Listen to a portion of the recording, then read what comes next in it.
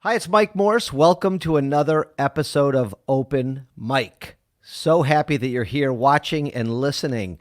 Today we have Emily Gaudreau. She is an expert on parenting, from what I can tell. I've been reading through her materials. I've been listening to her podcasts, How to Raise a Maverick. We are now friends on Facebook, and I'm part of her community.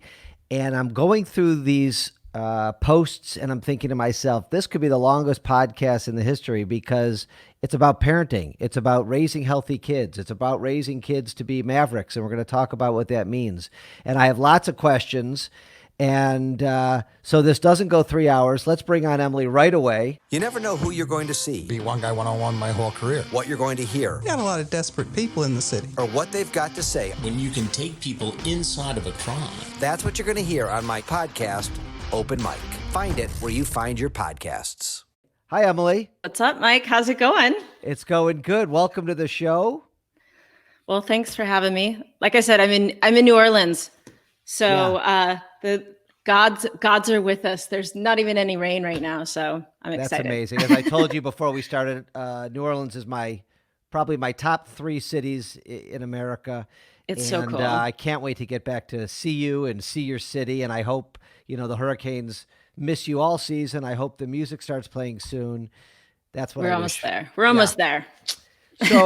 So I didn't read your full bio. I do that sometimes, but you live in New Orleans. You teach parents and caregivers nationwide on how to keep their kids safe from sexual abuse without having to become a dreaded helicopter parent. Yes. You worked for Playboy magazine doing some photography back in 2008. We're going to get into that. And one reason I really wanted you on, you don't know this yet probably, but I have 3 daughters of my own. Some of the issues you've been dealing with in your podcasts and on your Facebook group are things that I deal with. My kid's mother and I deal with all the time. And the things that, you said here, you started Raise a Maverick, which aligned with your real purpose to protect the beautiful physical expression of love from being used as a tool to manipulate, profit from, and cause pain. I just thought that was so beautiful. Yeah. So let's talk about it. Let's talk you used to be a photographer. Why don't we start there and how it transported you into this new realm of work? Yeah. So I used to be a commercial advertising photographer.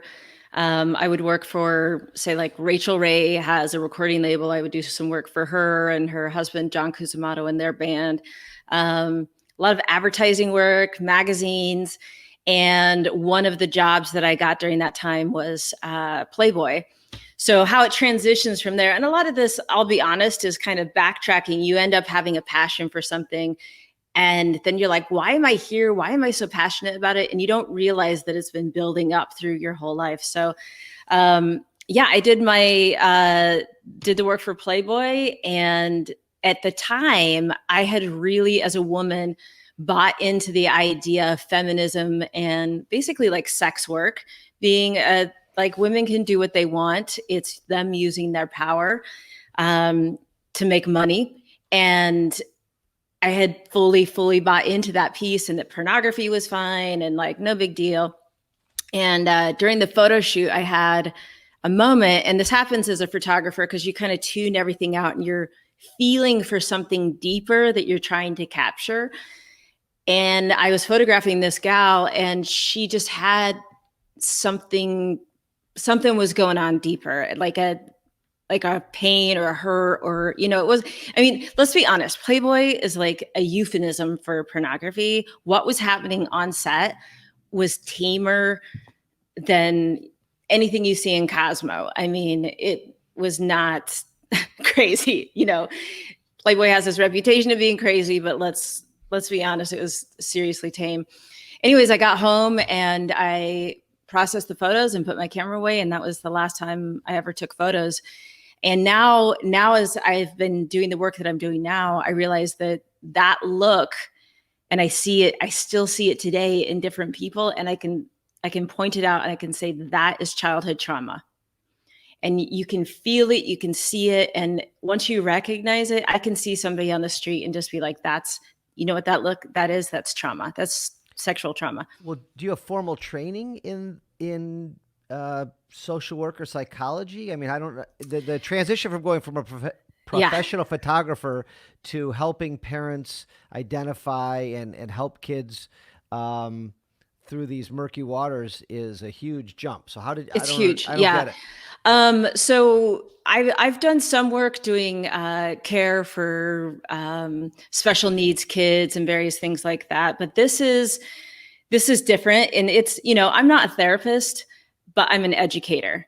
So I just started diving into it once I had my daughter, and within our family and circle of friends, we had a series of incidences where one of the girls was online and she had contacted she's in contact with somebody, and the contact was intercepted by, I don't know, the Internet Crimes Unit or something like that, and she was scheduled to meet up with this guy, and they stopped it from happening.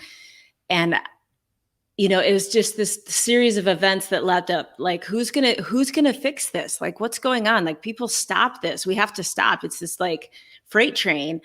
And I was like, all right, I'm going to do it for everybody I know in my family and my daughters, like, my daughter, I have a stepdaughter as well. But, I mean, qualifications, I was like, I can do this, No, okay. and I also have, I guess in some ways I have the knowledge of being a female who had been convinced that this was an okay, pornography was something that was totally normal and healthy for women to be doing. And during this period of time, also, when I was working for Playboy, I also worked for another store. This is like in 2008. So like advertising business was going down. Anybody that would call me to do a photo shoot, I'm like, I'm there. If you've got cash, I'm taking photos. Right. So it was this sex positive store in Albuquerque, New Mexico called Self-Serve. And I had no idea about this, but they sold sex toys and things like that. And they had like a pornopalooza where it was like this positive pornography videos and stuff like that they were advertising. And it sent me for the first time, and this is in 2008. So I was an adult, but it sent me down this rabbit hole because I was clicking on the links to their site, seeing what they were doing. And as much as they advertised positive pornography, ethical pornography, that's not where I was led on the site. I was led down to seeing some of the most horrific stuff. And I'm no prude. Like I've seen everything there is to see online. But that was the first time. And I thought, oh my gosh, like this is real. This is accessible to everyone. Oh my gosh, like this is heinous stuff. And that nothing in the realm of positive or ethical is going on here. I mean, it's just like, that is such a misguided term, it's just kind of, it's like being a vegan, which I'm not, I love me, but and being like, oh, slaughtering is okay and there's ethical slaughter and stuff, like, yeah, but it's very blurry. It's very, very, very blurry. Yeah, so that's what got me revved up, is just being exposed unintentionally to stuff that I can still see those images right now, even though I've seen worse things. That first time you're exposed to the violent pornography, it's there forever. Yeah, that sounds horrific. I actually have never seen violent pornography, and I never want to. Good. But you're talking about sex trafficking. You're talking a lot about porn. Something on your site was about how kids are learning how to have sex or sexual encounters through porn. I mean, Pornhub, from what I understand, they're free. Yeah. And anybody can access this. I have, like I said, 3 daughters. One's 12. My other 2 daughters, luckily, have, as far as we know, have not, dealt with that. Sex trafficking is scary as hell. And I think a lot of parents' heads are in the sand, because every time I dive in and I read a deep article on it, it's scary, and it's way more prolific than any of us know. So, I mean, there's so much to talk about, but like, when it comes to I don't know if I want to go to porn first or we want to talk about sex trafficking, but I guess the real question is, how do you keep a 12-year-old, 13-year-old, 15-year-old younger safe? Because you know what? We could talk about monitoring what they do, but it doesn't work. I mean, how do you monitor? I've tried it with my first daughter. I had all these things and on the computers and on their phones and and it's just They're clever. it doesn't work. No, they're So, smart. and if they want to, do stuff, they're going to do it. So what are your best what's your best parenting advice to parents to monitor their kids for things like porn, for things like sex trafficking? So the biggest thing about keeping kids safe is I'm going to I'm just going to inspire you not to give your kid a smartphone. It is literally like sending them in to a sex shop, like times 10. Okay, hold on. I've heard that advice. How old is your daughter? She's 7. Okay. So I've read lots of different things when you're supposed to do that. What's your goal? When do you think that what's your goal when you're going to give her first tablet or phone? To be honest, I've told her already she can't have it till she can pay for the whole thing herself, including the service. That's something I absolutely want no part of. I'll get her a phone. It's called a Gab phone where you can text and you can't share pictures. That's one of the things that gets kids into a ton of trouble is sharing the pictures. Because then they're spreading child pornography if they're, in sexting and things like that. So they look like smartphones and they could call and they can text, they can take pictures, but they can't send pictures. Okay. I didn't know I don't know if that technology existed when my kid was 7, but I'll tell you, by the time your kid's 10, every single one of her friends is going to have a smartphone. Oh, for sure. And she is going to be relentless on you, all day, every day. Mom, why can't I have a phone? All my friends have phones. Why don't you trust me? I'm a good kid. I tell you the truth. I'm doing my homework. Yep. And I'm telling you, I've been through this, Emily, 3 times. You have no idea what you're about to be in store for. But anyway, keep going on your answer. Yeah. It's tough, but it's one of those things where it's like, it's not the effects of pornography on kids and girls and how boys are treating girls is just, that's the problem is like everybody else is doing it. We've all got to hold our ground on this. It took 100 years for the automobile to design or for the technology or knowledge or wherewithal to create child car seats. I mean, I don't know if you can remember when seatbelts were even hardly a thing. It takes a long time for the impact on children of new technology to fully be realized. And this is so blatant. Anyway, so there's that piece. And I want to talk about sex trafficking.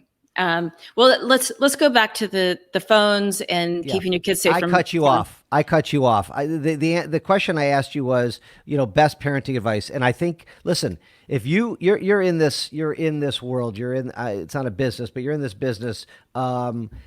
You're reading, you're more all knowledgeable day. than most. Right. So telling your daughter at age 5, 6, 7, you're going to have a basic phone. You're never going to have this until you can pay for it. I think it's smart. Okay. I think that's great advice. I wish I would have done it. You're like, good luck. I'm like, good luck. I'm going to call you in 3 years. Yeah. And see if you were able to stick to it, because I'm telling you, these kids are relentless. But anyway, what is the next, what else? What else can us parents do? The biggest mistake, especially with the young kids past the age of 12, your kids are probably going to be getting through. If they intentionally are looking for something, they're going to be able to get through all your parental controls. You've got to put the parental controls on. But my daughter searches for love. She loves love movies. She likes the Disney dramas with the kissing. She loves that already. So she's looking for it online. She searches it out online. Like she's already looking for it, and she's 7, So you've got to have the parental controls on. It doesn't matter like good kids, bad kids. That's not what it's got nothing to do with it. And like I said, porn is coming for them. this stuff is coming for them, not that they are necessarily going to seek it out. And parents are in massive denial. Oh, they can't get through this. And they're sending the iPad up into the bedroom. No, your kids need to be in a communal space watching their movies. Do not send them up into the bedroom. The amount of parents that we deal with that are like, oh, my daughter's been watching pornography for years and we had no idea. She was showing signs of sexual abuse. So they were going through therapy, and then come to find out it was the pornography. It is sexual abuse. Let me ask you a question. So my kids are extremely honest, and Yeah. but That's hard to deal with too. I know. And one of them has said, my daughter, my friend taught us what a sex act was. And, that's obviously troubling. You can't keep these kids away from each other. And the other thing, Emily, is you can't keep, when you deny a kid sugar cereal and they go to their friend's house, what's the first thing they eat? Sugar cereal. Exactly. So when, if you deny, I remember my wife and I at the time were trying to limit TV watching. And we were those parents at the beginning, and like, okay, an hour a day. That turned into, 3. And then they go to friends' houses and they end up watching and doing whatever, because then the phones are shared. Well, let's dive into that, because there's a massive difference between just like the sugar, going over to a friend's house and going crazy on sugar, as opposed to having sugar all day, every day. Are they going to see it elsewhere? Yes. And like, kudos to you, because your daughters are telling you stuff. That is what we want, because they are going to see stuff and then they are going to need to process it. And you're like, okay, well, tell me how that felt when somebody said that about that, or this is what that really is. And you're able to process it. The problem is when kids can't process it. I mean, the problem is kids seeing it in the first place, but it's like a poison. They need to detox from it. It becoming a formative memory is what we don't want. And addiction to pornography is real. Your kids are going to be exposed to pornography and potential people who are trying to traffic them and whatnot at a friend's house. Yes, absolutely. If their parents are, with their head in the sand and not dealing with that, but them having access all the time. And also what you allow in your house, you approve. If you having sugar in your house all the time and they're just like bottles of Coke and like, that's how you do it. That's fine. Whatever.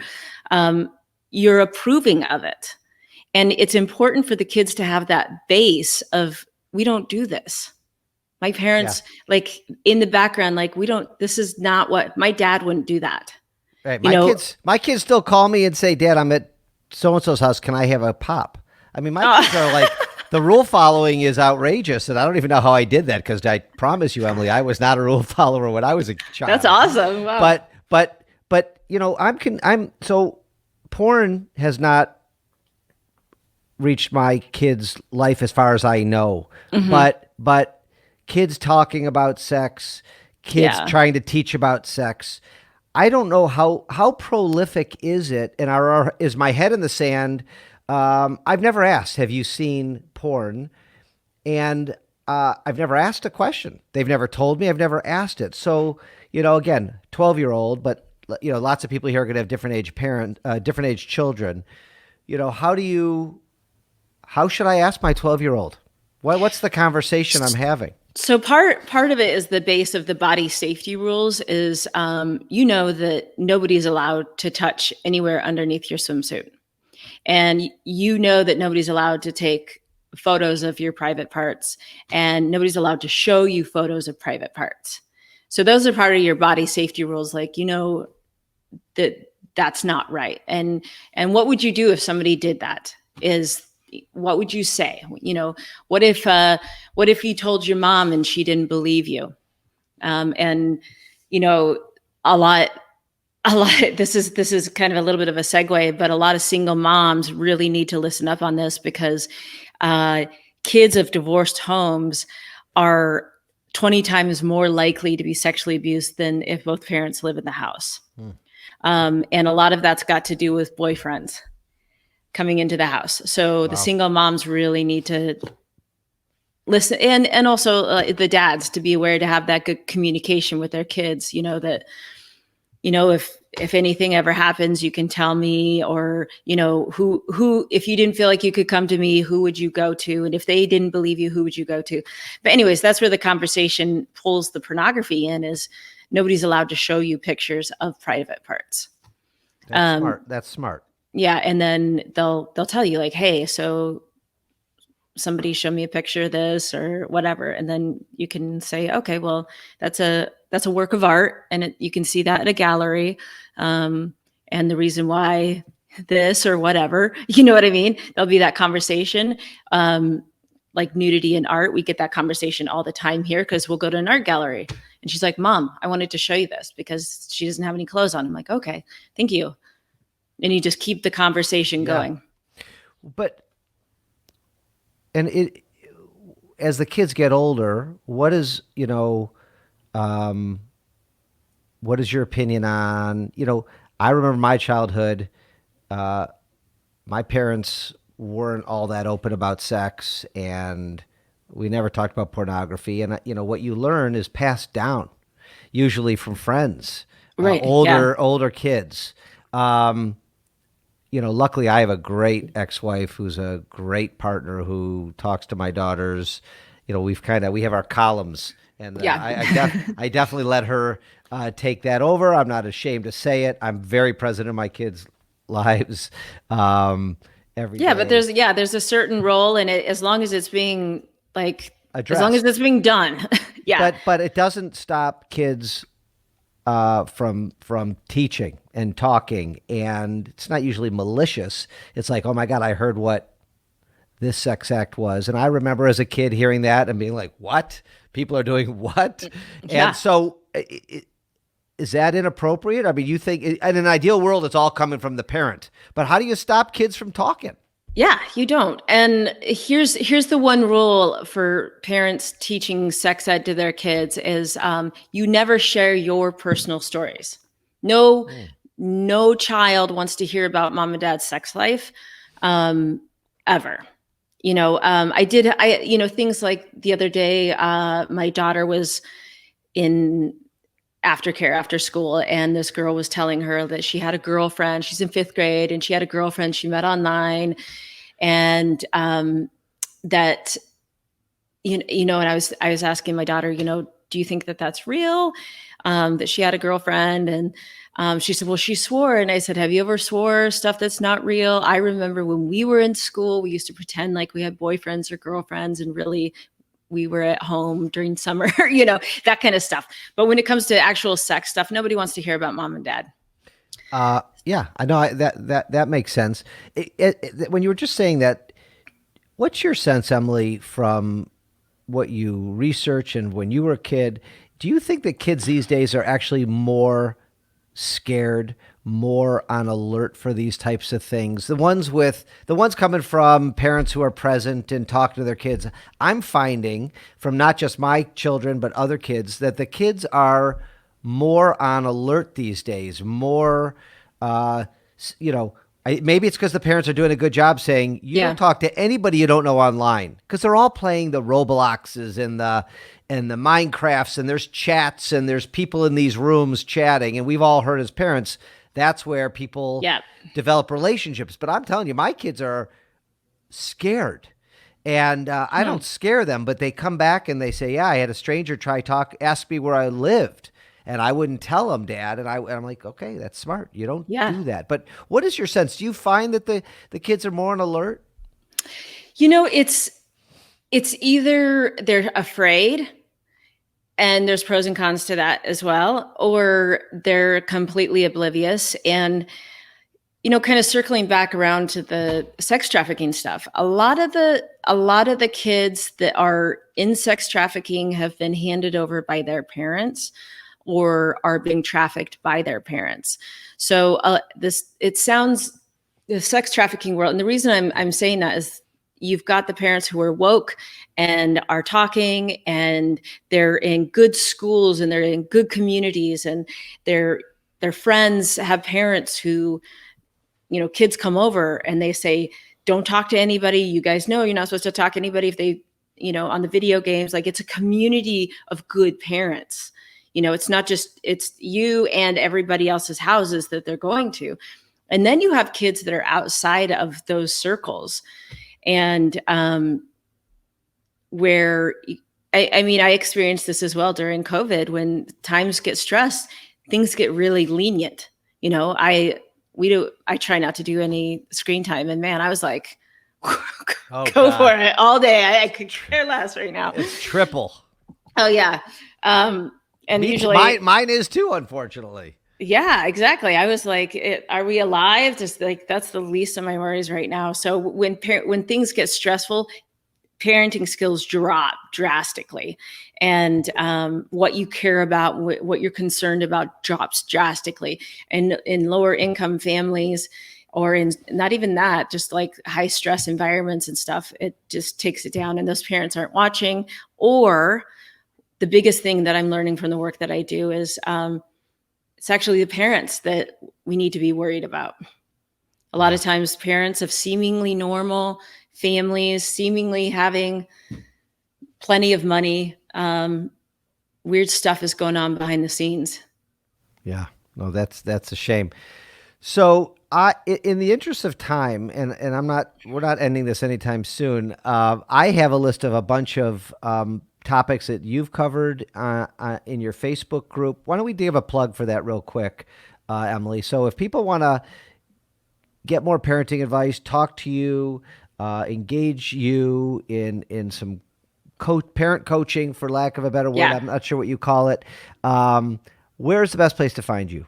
If you just Google how to raise a maverick, everything leads back to me. You can ping me on Facebook, Instagram, all that. And what does maverick mean to you?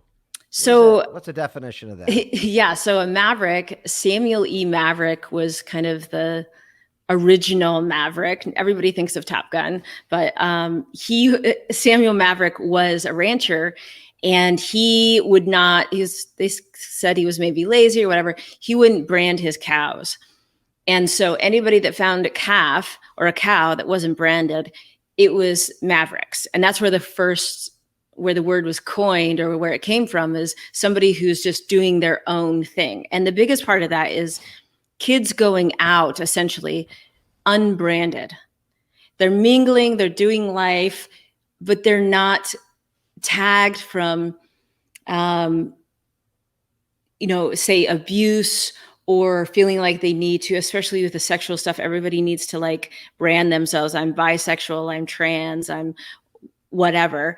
And just enjoying life and growing to their full potential, unbranded, untagged. And especially with the sexual abuse, my goal really is for kids to become adults who find their own thing. I'm not against people being kinky and weird. Like, that's great if you found that on your own and you weren't manipulated as a child by somebody who was abusing you, or by the porn industry, and you grew up and you're like, whoa, I'm really into whatever, and I found this other person that's really into whatever, and life's great and you have fun. But that's the thing, is my problem is kids being shaped at an early age about sexual preference and ideas around sexuality, and specifically violence and sexuality, before they even had a chance. Actually, pregnancies are way down. Kids actually having sex is way down, and everybody's like, yay. I don't know. It's actually, teen pregnancy is horrible, but we can deal with that. We've got birth control. But it's really sad. Like, that's like one of the better parts of being a human, is falling in love and having sex. It's one of the gifts of being a human. For sure. And to have that be so twisted, and it's really, your sexuality becomes voyeurism only. and you're only watching it and you're only talking about it, that's just weird. That's weird. That's like missing out. You're missing out on a lot. There's a lot of lessons to be learned in, relationships early on, having that physical contact with somebody. Just in a healthy way. And but as you're talking, it's confusing because, when these 15, 16-year-old kids are doing those things you just said and thinking that they're falling in love, or maybe they are falling in love and experimenting, without any guidance, it's a little, they're a little clueless. And so totally. where are they? Hopefully a parent is teaching. It's funny. It's just that I'm reading Harry Potter right now with my daughter, my 12-year-old, and Harry Potter's clueless, right? And he's had a horrible upbringing. He's got no parents, and he's got a horrible uncle and aunt. Nobody's talking to him about this stuff, and he's kissing for the first time Cho. He doesn't even know what a kiss is, really. Mm-hmm. And it's, is that your ideal world, that they're just going to figure it out together and without any outside influence? Well, we have sexual education in schools, which there's okay. I have a ton to say about that. Right. But really, sexual education in schools was initially put in after World War II, or maybe it was, I can't remember which one, but for disease education. It was really like heavily influenced by fundamentalist Christians, and it was abstinence based. And then there was a massive swing, and Planned Parenthood is seriously involved in it now, as is the LGBT plus community, has a lot to do with it. So there's a lot going on there that I think is above and beyond what needs to be happening. I think personally, being medically safe against disease and pregnancy, those are the biggest things. Everything else, they need to figure out on their own. Okay. They really do. I don't know. I don't know about what was your experience? I remember first awkward kisses, and you're just kind of figuring it out. It's awesome, right? Kind of awesome, kind of awkward. Right. Yeah. That's how it's supposed to be. But then there were older kids saying, hey, this is what this sex act means and how you do it. And I'm like, what? Can you draw me a picture of that? Because I don't understand. Yeah, that but one. Is that where you went? Were you like, oh, and now I'm going to go do that? No. It was decades before I did that. But, right. Right. So you went and you had your own experience with another awkward person. Or persons, or whatever, Right, but there, but I didn't have the internet back then, right? So you didn't have blogs to read or videos to watch, which is what what we're talking about here, right? And now we have kids. To be really honest, the increase of girls going into the ER with tearing, specifically like anal tearing, because of violent sex that they tried or is being tried on them, is increasing drastically. So there's a lot of education that needs to happen with the boys, especially around like the anal sex part, that they think that is the way to go. And it needs to be violent and brutal, or they don't have game. Nobody, there's no, I don't know about you, but like Top Gun, like I grew up on that was basically in my mind porn as a kid. Like that was this long drawn out love scene, and like a little bit of flirting, a little bit of dating. And it was like this whole thing that led up to like really slow, nice, sweet lovemaking, right? Like there's nothing out there. I'm like, please show your kids Top Gun. Right. Now the kids want to hang out. I could put that in quotes if I wanted. There's really no dating. Right. My kids aren't dating. There's no such thing. They hang out. Is what I'm learning. And life is definitely different and it's not as innocent. It's definitely not as, there's just so much information coming at them. It feels like there should be a course, and I don't think through our lovely school systems, but I think there should, I mean, think about having a course with a very educated person who could teach 15-year-old boys and girls, probably separate, about the do's and don'ts, I don't even know what I'm talking about right now. Consent.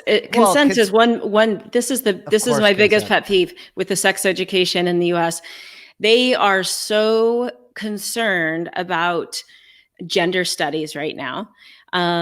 They have these massive sections of, we need to make sure that everybody knows, like, if you want to be a boy, you can be a boy, and if you want to be a girl, you can be a girl. You can choose what you want, which I think is wildly confusing, because everybody I know that's trans, no, they don't need to be told, like, I know I can be a girl, because like they are a girl, or and those folks are fairly rare. But just to go into junior high or high school and be like, oh, I think I'm a little more masculine. I think I'm a boy. We're talking about that, which is just like, oh my gosh, that is like way down the line. People with gender dysphoria are usually, that's popping up when they're toddlers, like when they're starting to walk and they're picking their clothes, and like they know that they are girls or boys, but they're not teaching consent. It's a good point. California is the only state that requires consent to be a discussion. I'm like, are you kidding? Like, let's get rid of like a massive amount of problems and do a deep dive in what it means for somebody to consent. Wow. Yeah. No. Right. I mean, before anything. Yeah. There's a lot here. Emily. It's a lot. There's a lot here. That's why I said we could go on forever. But here's what I want to do with you for the next 20 minutes or so. I want to do like a rapid fire, because I know you've done episodes. I'm horrible at these. Well, it's not rapid fire. I'll do my best. It's a minute or two Okay. answer on each of these topics. So I know you've done podcasts. You have over 200 great podcasts. Yep. I've listened to every one. No, you have not. I've listened to a few, because I do my research on my people, and the ones that I'm going to talk about, I found very interesting. So let's go to allowance. Oh yeah, your last episode that you posted. Yes. Are you for allowance? Are you against allowance? What's the best way to give your kids allowance? Okay, so you've got to check out that episode, and I'm forgetting his name right now just because I'm on the spot, but Money Mammals is the program. But he does, depending on the year, so my daughter's 7, so it's $7 a week, and she needs to save, give, and then she can spend.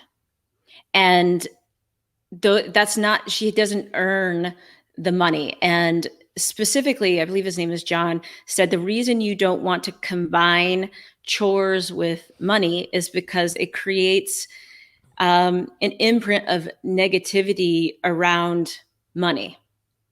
And you want to foster a real positive feeling around the money. So she gets $7 a week, but that's for everything she wants. And as she gets older, she's, 12, 15, so we can like make the number higher. They're in charge of their clothes. And if they're in charge of their school lunches. Yeah, I can't wait to call you in 3 years and see if this is happening. You have no idea what you're in store for, Emily. Well, I have stepkids that are in their 20s now. So and they're all self-sufficient? Yeah, we've got one that had a traumatic brain injury that he's struggling a little bit, but yeah. They're out doing their things. When the kids want that $150 sweatshirt. Oh my gosh, you have no idea. Me. My poor daughter. She's like, "You're so mean." I'm like, "You have no idea." Oh boy. Maybe I'll just ship my kid down to you in New Orleans. And, I grew up, my family was unbelievably strict unbelievably strict. So that's in my DNA, Okay. unfortunately. So this would probably be a good occupation for you. Yeah, my family had money, but my dad has the same carpet in the house from 40 years ago, the same couch, like the same, like everything is bought forever. So it's like we didn't go without, but I never once took money like, hey, Dad, can I have money to go where? No. And you worked early, I'll bet. You started making money early. But I will say this, there's a downside to that. I moved out when I was 15. Oh, that's early. And when you become independent, yeah, and you can choose your own plot in life, you do. Okay. So the allowance key is don't make allowance tied to chores. Right. That's separate. An idea is do it by the age that they are. Yeah. Teach them how to save, teach them how to give, and teach them how to spend. Yeah. And with the saving, Money Mammals is they have a jar. You cut out a picture of what they want and you put it on there and you kind of mark how close they are to getting it. And hopefully they make tons of mistakes and they buy stupid stuff or they waste things or, that's honestly the goal is for the mistakes to happen early. So as soon as they're out on their own, they've got this real sense of how to manage their money, how to save. Okay. I like that. All right. Let's go on to another fun subject, alcohol. Oh, I saw that you have something. I don't know if you did an episode on this yet, but you posted something on your Facebook, in your private room that said parents who allow their kids to sip alcohol are 4 times more likely to become alcoholics. And I broke into a deep sweat when I read that because I've given, I remember my dad in the 70s doing a couple things to me. Number one, letting me puff on his cigar, which of course never made me want to smoke a cigar again. No. And second, would taste a vile scotch or something. And at the young ages, it was a repellent for me. I'm definitely not an alcoholic. Yeah. And so I was curious about that. Teaching kids are drinking younger. College. I don't know if you were at 18, 19, had a beer or two or whatever. Kids are doing that. But what's your take on alcohol? I posted that because that was a surprise to me too, because I didn't know how to handle alcohol. Because, there's in Italy, they have them, drink table wine. And I just didn't know what the right way was. And anytime we got sick, we got cherry chocolate liqueur and sent to bed. Okay. And I'm not an alcoholic. So that was something I found and I thought I'd share it. As far as alcohol goes, I don't know. Okay. I really don't know. Fair answer. Because go ahead. We'll move on. We're going to drugs. Drugs. Okay. So, I have a good friend who, his kids were older than mine. And now I have a 20-year-old and an 18-year-old. So they've gone through high school and, I will keep them out of the discussion, but let's pick marijuana. And, his take was, I don't want my kids going on street corners getting marijuana. If they want to experiment or try it, I want to get it for them. If they want to smoke it, I don't want them smoking in back alleys. I'm going to let them smoke in my basement. I have friends who think the exact opposite. Marijuana is bad. You're not smoking. If I find you smoking, you're dead to me and I'm going to beat your butt. They're not fostering anything. And I've had these debates. I'm a little bit in the middle, but I'm just curious with what you're seeing and the research you're doing, and you're in this field. I'm sure it comes up in your private sessions. What do you think the best advice is for parents who are dealing with teenagers who they know are going to be around marijuana, who they know are going to want to experiment potentially? What do you think the safest way to do that is?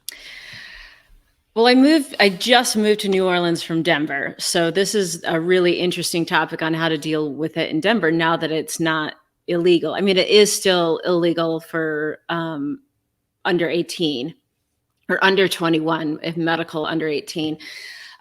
So allowing kids, it's making your house the place to come and smoke pot is, I mean, everybody needs to understand is like what you allow, you approve. And I know that we don't want our kids going to back alleys and getting into trouble and smoking marijuana that way.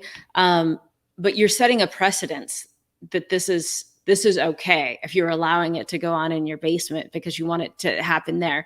And young minds are not capable. I mean, there's a lot of damage that can be done to a young mind with marijuana. So education is the biggest thing. On harder drugs, I had Austin Eubanks was on my podcast quite a while ago, and he was shot in Columbine, the Columbine shooting in Colorado, and he got addicted to drugs soon after because he was on the pain medicine. And he then was starting a high school for kids who were addicted specifically. And he said when he was in the doctor's office, if they had told him, he was like, I was a smart kid. If they had told me that I was going to get addicted to this if I took too much or whatever, he said, I would have listened. But I had nobody warned me what was going to happen. And he ended up overdosing. Gosh, it was like almost a year ago now.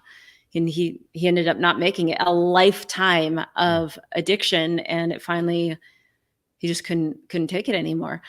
But that's the one piece from somebody who did suffer from serious addiction is if somebody had told me that I was going to get addicted, that I would have been smarter about it.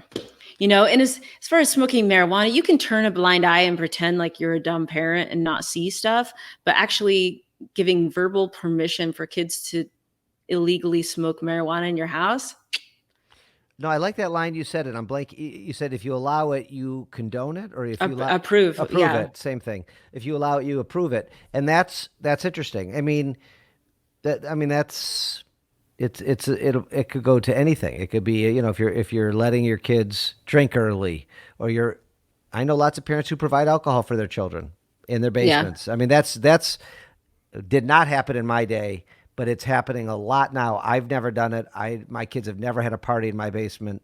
I don't do that. But listen, I'm not stupid. They go to somebody else's house whose parents do allow it.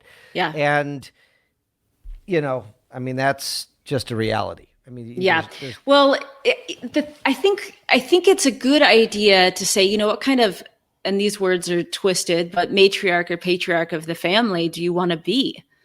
You're a leader of your family. And when your kids look to you, are you wise or are you like lowering yourself to their level?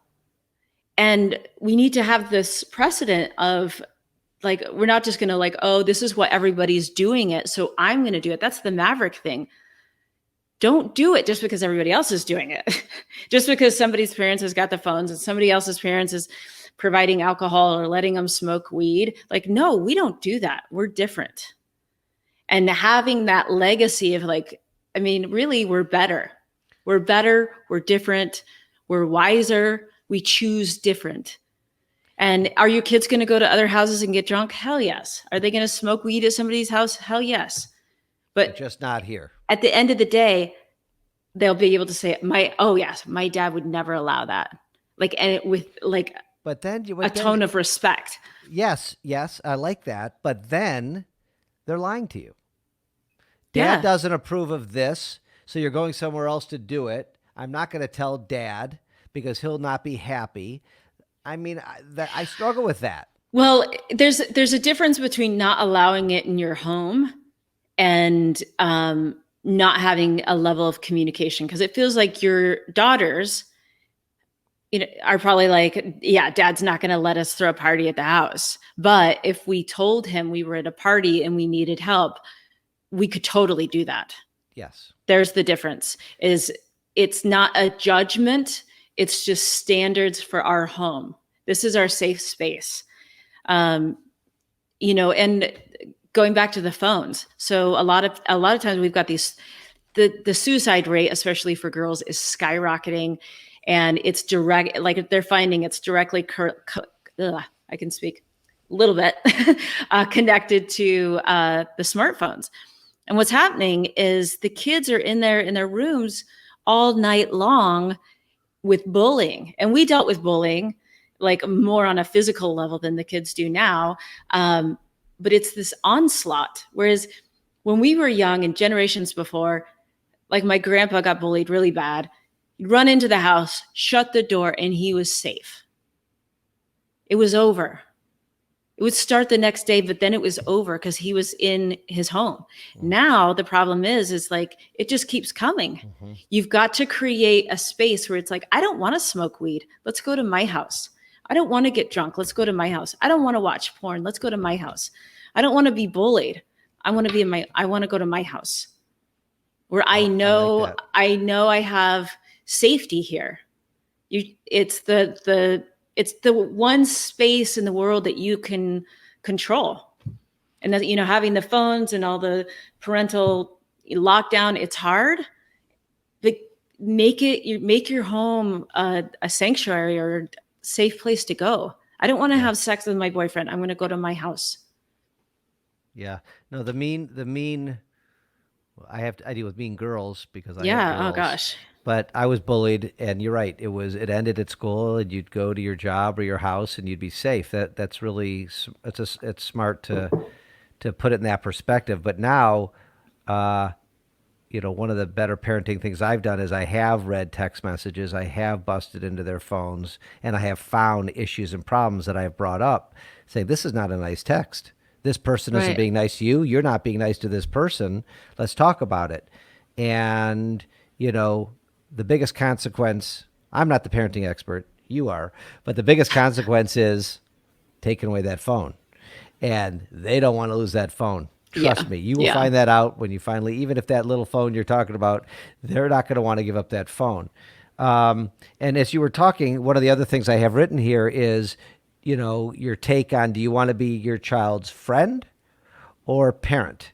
And that is that's an interesting one, because I don't know a parent who doesn't want to be their kid's friend, doesn't want to be the cool dad or mom, right? Doesn't want to have that open line of communication. Tell me anything. I'm here. I feel like I'm both, and I don't know where that line is.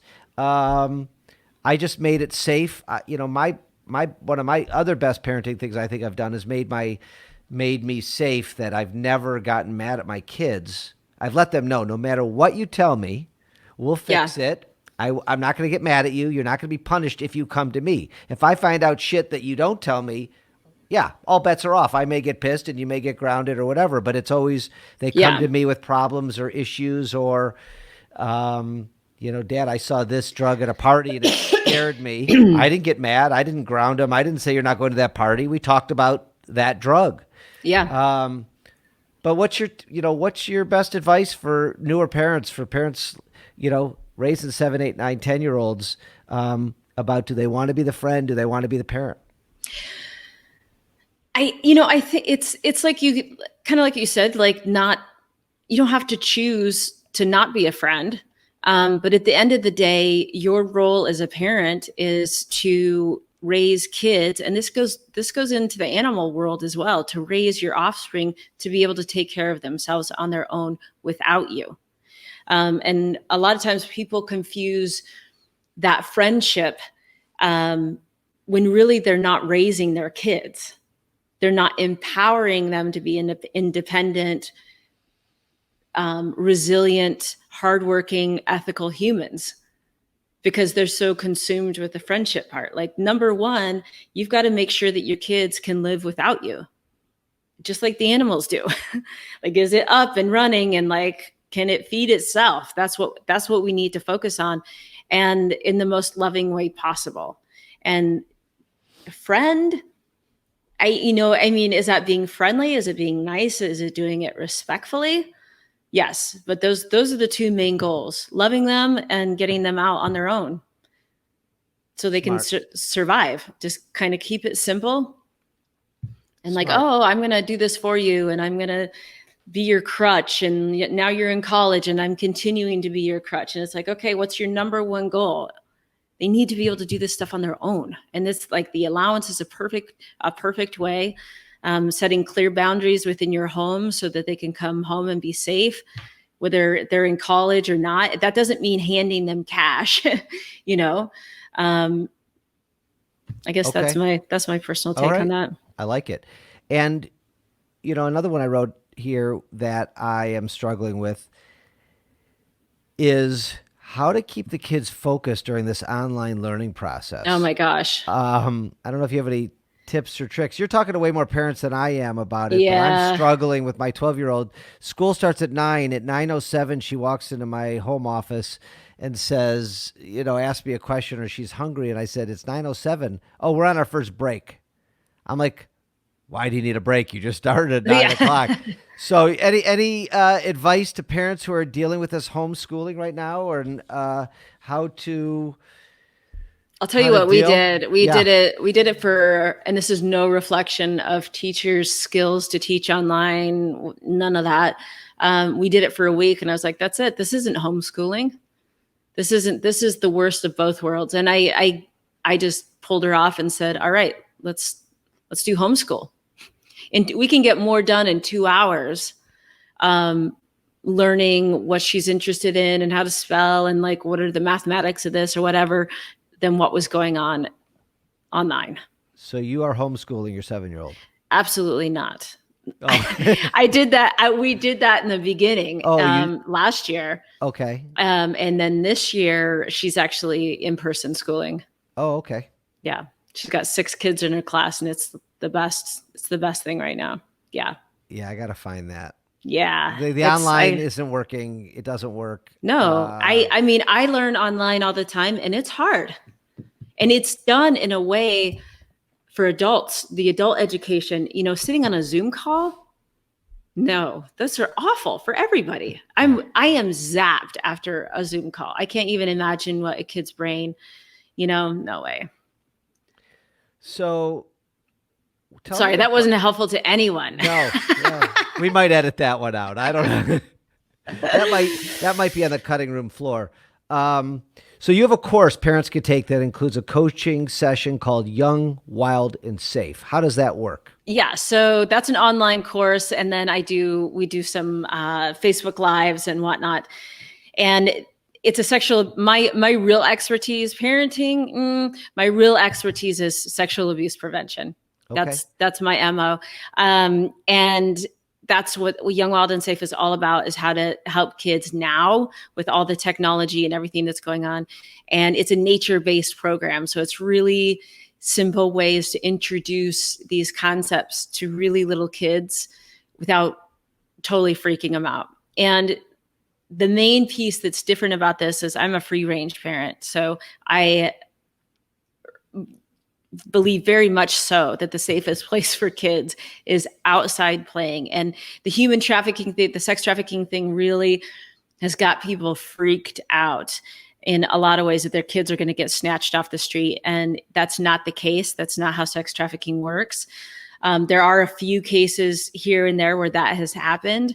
But it's just to empower parents that they can keep their kids safe without locking them inside, which ultimately means that they're online, which is a lot. I'm more worried about what the kids are doing online than them riding around in a pack on bikes.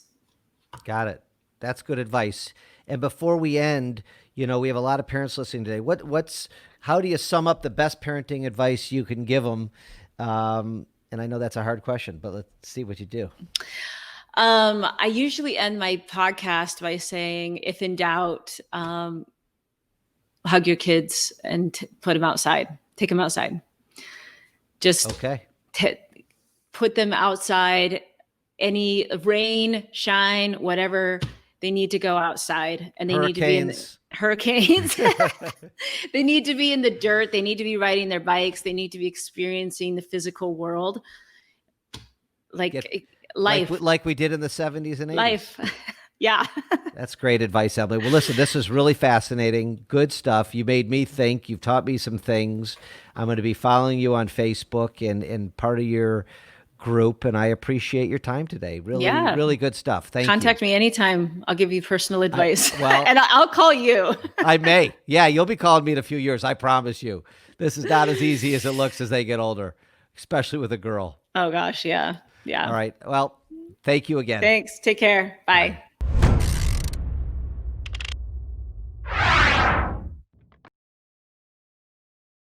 Well, that was Emily Gaudreau, How to Raise a Maverick. I highly suggest you check out her Facebook page. You listen to some of her podcasts. They were really enlightening. I'm going to go back and see some of the titles and listen to some of those in the coming weeks and months. So thank you, Emily. If you enjoyed this, share this with a parent.